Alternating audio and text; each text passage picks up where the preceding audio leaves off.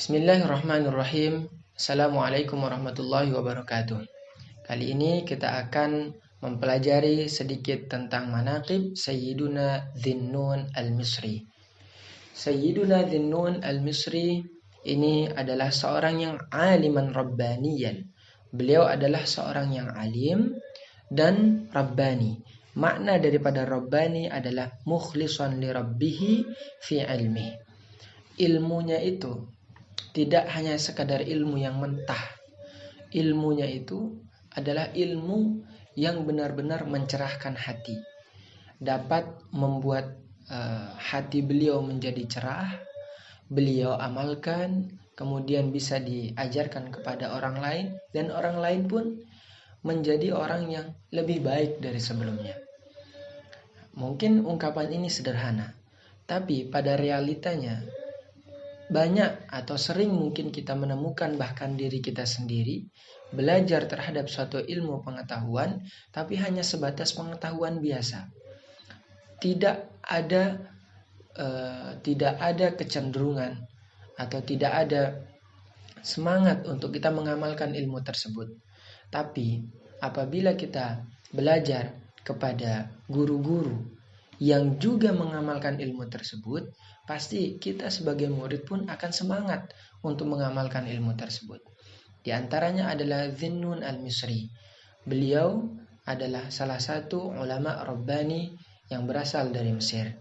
Kemudian di antara manaqib beliau adalah antaqallahu lisanahu bil hikmati wal bayan. Allah Subhanahu wa ta'ala memberikan karunia, kemuliaan kepada beliau, yaitu lisannya itu pandai mengucapkan kalam-kalam hikmah. Sering keluar darinya kalam-kalam hikmah. Sekarang kita akan sedikit mempelajari tentang kisah beliau agar kita tahu siapa sebenarnya Dhinnun al-Misri. Suatu ketika Sayyiduna Dhinnun al-Misri difitnah oleh sekelompok atau seorang yang ahlus su ini orang yang sifatnya tidak baik. Difitnah Dhinnun al-Misri dan gak nanggung-nanggung. Fitnahnya langsung diadukan ke khalifah. Seorang yang tadi, yang bisa kita katakan orang yang perangainya tidak baik tadi, melaporkan Dhinnun al-Misri ke khalifah dengan mengatakan, wahai khalifah, sesungguhnya di Mesir itu ada seorang ulama yang apabila dia menafsirkan Al-Quran, selalu menafsirkan Al-Quran itu dengan hawa nafsunya, semau dia, untuk kepentingan dia saja, tidak memikirkan orang lain, tidak memikirkan bagaimana apabila itu terjadi kepada dirinya misalkan.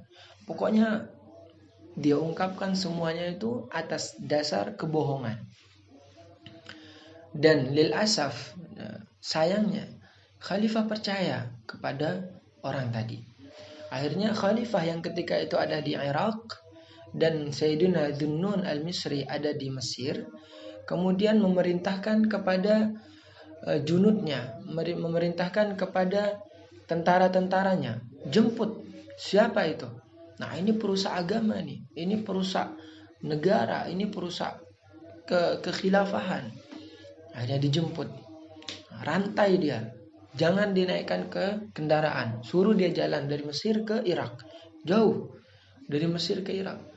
Kalau kita berjalan ya 1 kilo 2 kilo mungkin udah naik angkot misalkan, udah naik taksi misalkan, udah naik ojek misalkan.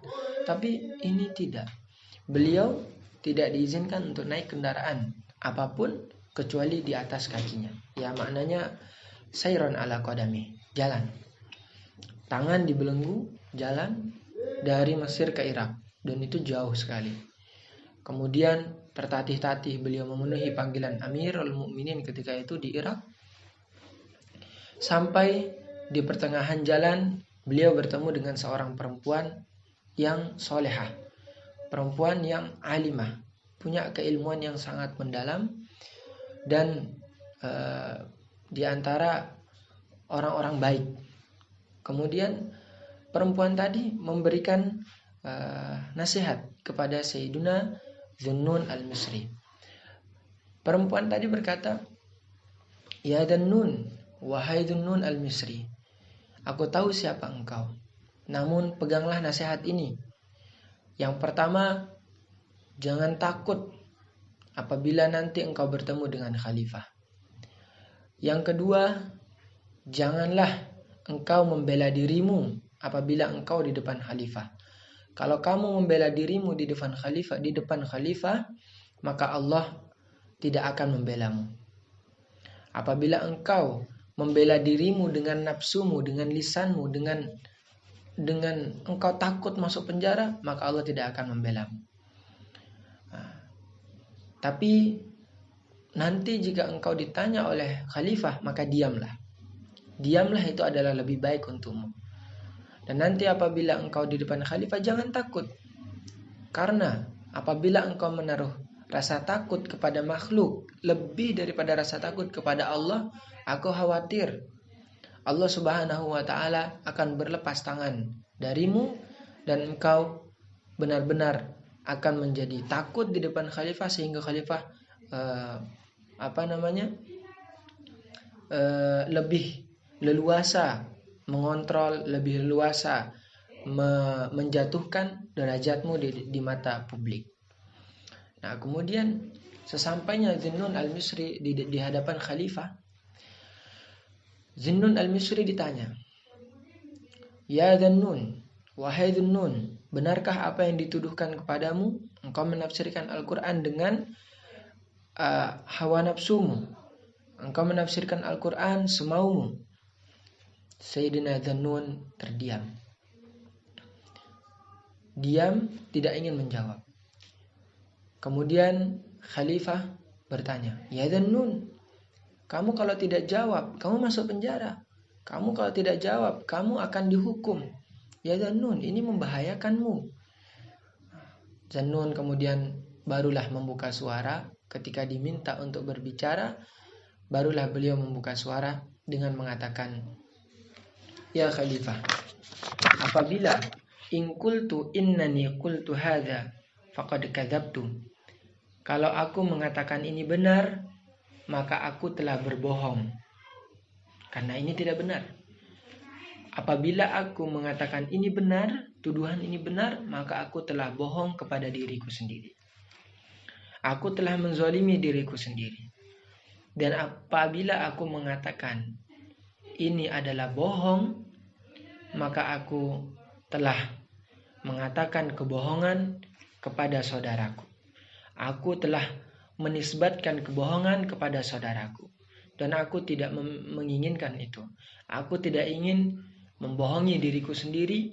Aku tidak juga ingin menisbatkan kebohongan kepada saudara muslimku. Maka khalifah termenung mendengar ucapan itu. Ini tidak diucapkan kecuali orang yang memiliki keimanan yang kuat. Ini tidak diucapkan kecuali keluar dari lisan orang-orang yang benar-benar dasar keilmuannya itu kuat. Maka khalifah mengatakan, "Baik, ucapanmu tadi cukup membuatmu terbebas dari hukuman." Sehingga pulanglah Dhunnun al-Misri jauh dari Mesir sampai ke Irak hanya bermodalkan diam. Kemudian selamat. Karena tidak ingin membohongi diri sendiri, tidak juga ingin menisbatkan kebohongan, fitnah kepada saudara seimannya. Inilah pelajaran yang kita bisa ambil daripada Dhunnun al-Misri. Ulama mengatakan bahwasanya as-sumtu zainul alim wa satrul jahil. Boleh jadi diam ini adalah emas. Kita tahu diam itu adalah emas. Benar, diam itu adalah emas. Bahkan ia bisa menjadi hiasan bagi orang yang berilmu, zainul alim wa satrul jahil, dan bisa menjadi penutup atau menutup daripada kebodohan seseorang.